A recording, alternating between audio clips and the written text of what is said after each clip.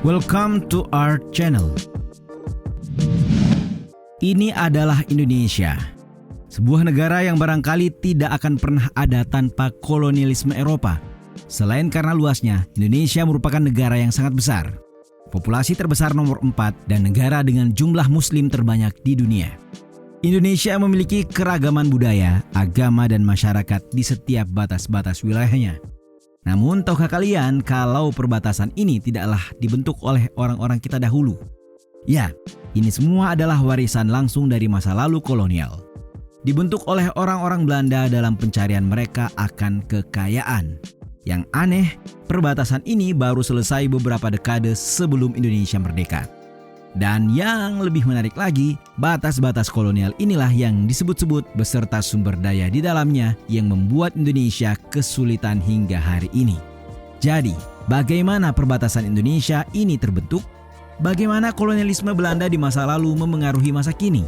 Sebagai orang Indonesia, ada baiknya kita sama-sama mendiskusikan hal tersebut.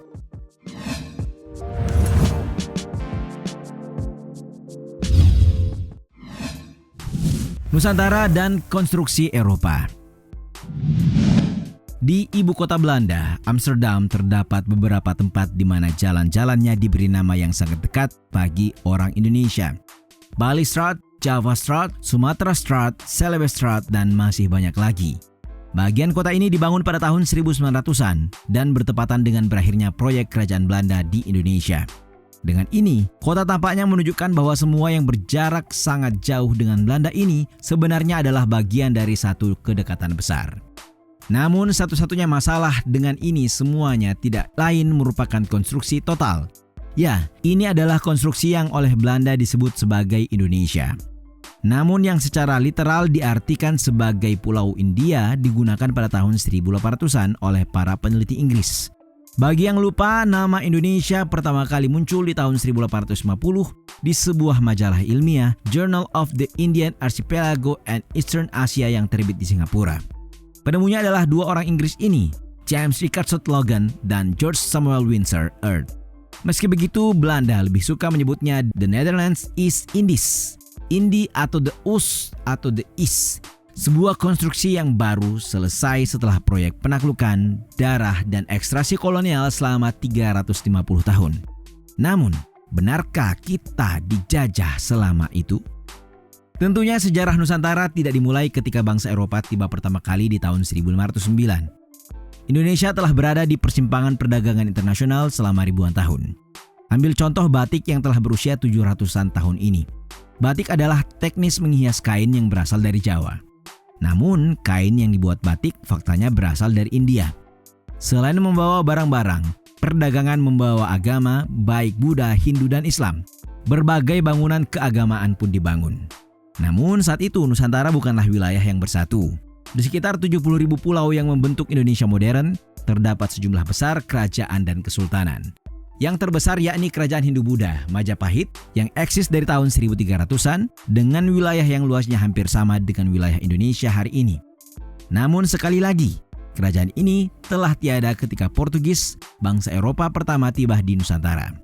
Meski Portugal adalah yang pertama, pada akhirnya Belanda lah yang menaklukkan sebagian besar Nusantara.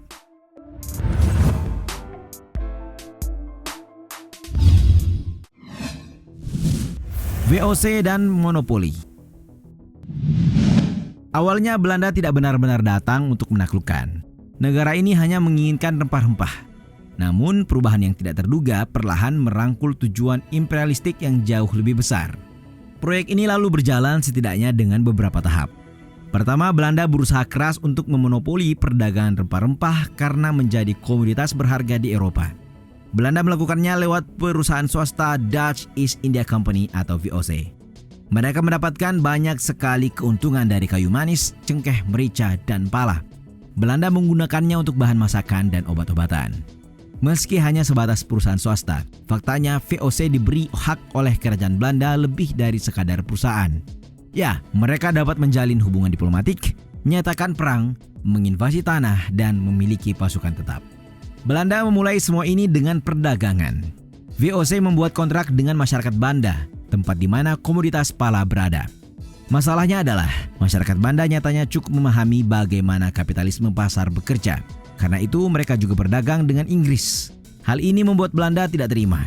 Pasalnya seperti yang telah dibahas, tujuan Belanda adalah memonopoli. Gubernur Jenderal VOC Johan Pieter Zoon Thoen membuat orang-orang Belanda tidak dapat berdagang dengan semua orang termasuk Inggris.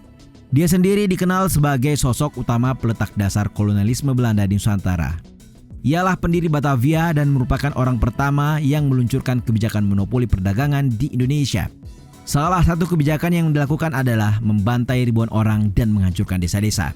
Di samping menaklukkan sebagian pulau, Belanda juga membuat kesepakatan dengan raja maupun penguasa-penguasa lokal yang tersisa. Kesepakatannya, mereka dapat mempertahankan tahta selama mereka melayani Belanda. Pada akhirnya, Belanda sukses besar. Tujuan memonopoli perdagangan rempah-rempah pun terwujud. Akan tetapi, sebagaimana dalam tulisan The Spice Trade and the Age of Exploration, pasca revolusi industri di Eropa, rempah-rempah mengalami sepi peminat. Selera Eropa bergeser ke makanan Prancis yang terkenal manis. Pertanyaannya, apakah semua pertumpahan darah ini sia-sia? Apa yang lalu dilakukan Belanda?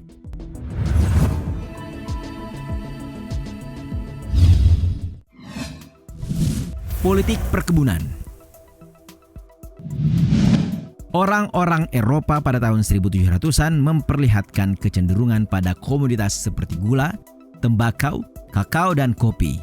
Namun, dibandingkan dengan rempah-rempah, tanaman ini punya satu masalah. Komoditas ini dibangun di perkebunan yang membutuhkan banyak tanah. Belanda tiba-tiba memperluas basis operasinya. Mereka memulai lebih banyak penaklukan untuk mengklaim tanah dan memperluas kepemilikan kolonialnya. Nah, tahukah kalian mengapa secangkir kopi atau a cup of coffee terkadang disebut a cup of Java? Well, Belanda lah yang memperkenalkan kopi di Nusantara. Untuk beberapa waktu, Belanda menjadi eksportir kopi terbesar di dunia. Pada gilirannya, negeri ini tumbuh menjadi negara kolonial yang lebih besar.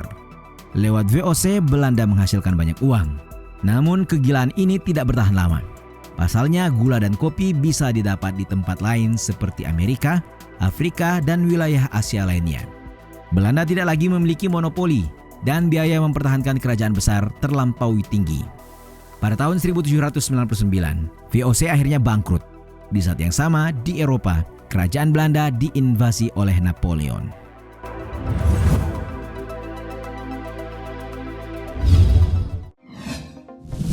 Era baru Belanda di Nusantara. Belanda tetap berkuasa. Nusantara kembali ke dalam kekuasaan Hindia Belanda setelah Napoleon kalah di Eropa. Di bawah Raja Willem I, mereka membangun perkebunan dengan lahan yang sangat luas. Belanda menaklukkan berbagai wilayah Nusantara secara berentetan. Antara tahun 1816 dan 1914, Koninklijke Nederlands Indisch Leger atau KNIL meluncurkan sekitar 200 ekspedisi militer.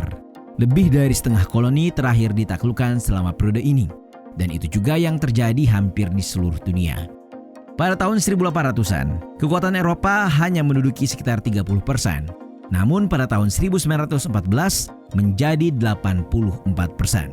Perubahan di dunia berdampak pada koloni. Ketika terusan Suez dibuka pada tahun 1869, ujung terjauh wilayah ini tiba-tiba menjadi sangat penting. Kapal-kapal yang biasanya datang dari arah barat daya tiba-tiba mulai berdagang melalui Selat Melaka di dekat Kesultanan Aceh. Aceh sendiri merupakan negara merdeka yang kuat dengan agama Islam yang ketat. Kesultanan ini jadi salah satu yang paling gigih menentang kemajuan Belanda. Begitulah, Indonesia akhirnya selesai 300 tahun setelah kedatangan pertama Belanda.